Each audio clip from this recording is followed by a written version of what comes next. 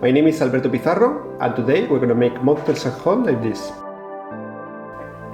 We are gonna use a big glass like this. We will put 2 fresh strawberries at the bottom of the glass. As a sour ingredient, I'm gonna use lime. We are gonna cut the lime in pieces and we are gonna add half lime to the glass. As a sweetener, we are gonna use 1 spoon of agave syrup. Next, we are gonna muddle all the ingredients together. It's gonna give a little stir to mix all the ingredients. We will add some fizziness with tonic water. Next step, we're gonna fill it with ice. And finally, we're gonna use Dilmah Darjeeling Tea. It's gonna fill the glass to the top. We blend all together.